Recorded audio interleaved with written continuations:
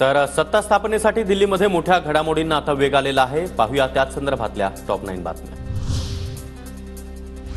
मोदी सरकारचा 8 जूनला शपथविधी। नरेंद्र मोदी तिसऱ्यांदा पंतप्रधान पदाची शपथ घेणार। सूत्रांची माहिती। राष्ट्रपती भवनामध्ये शपथविधी सोहळ्यासाठी तयारी देखील सुरू। इंडिया आघाडी सत्ता स्थापनेचा दावा करणार नाही, विरोधात बसणार। इंडियाच्या बैठकीमध्ये तुर्तास सत्तेच्या हालचाली न करण्याचा निर्णय। काँग्रेस अध्यक्ष मल्लिकार्जुन खरगेंची माहिती। नितीश कुमार, चंद्रबाबू नायडू एनडीए सोबतच। नरेंद्र मोदींचा पंतप्रधान पदाचा मार्ग मोकळा। एनडीएच्या उद्या सत्ता स्थापनेचा दावा करणार।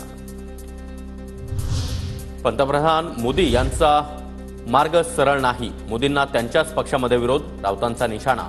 तर मोदी शहांनी संघालाच आपलं गुलाम करण्याचा प्रयत्न केला, आता संघ निर्णय घेऊन मोदींना घरी पाठवू शकतो, राऊतांचा दावा। इंडियाच्या बहुमत चाचणीच्या दिवशी इंडिया आघाडी संसदेमध्ये शक्ती प्रदर्शन करणार। मतदानात प्रत्यक्ष सहभागी न होता संख्याबळ दाखवण्याचा प्रयत्न होणार। इंडिया आघाडीचं अध्यक्षपद मल्लिकार्जुन खरगे यांच्याकडे दिलं जाणार। सूत्रांची माहिती। योग्य वेळी अध्यक्षपदाबाबतची घोषणा होणार। इंडिया आघाडी देशाचा आवाज। जनतेनं लोकशाही आणि संविधान वाचवण्यासाठी जोर लावला। इंडिया आघाडीच्या बैठकीमध्ये राहुल गांधींचं वक्तव्य।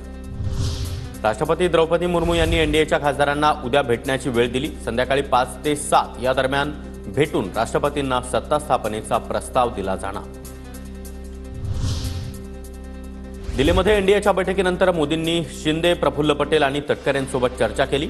मोदींनी राज्यातील लोकसभेतील अपयशाची कारणं समजून घेतली। विधानसभेला चुका सुधारून एकत्रित काम करण्याचे मोदींनी निर्देशही दिले।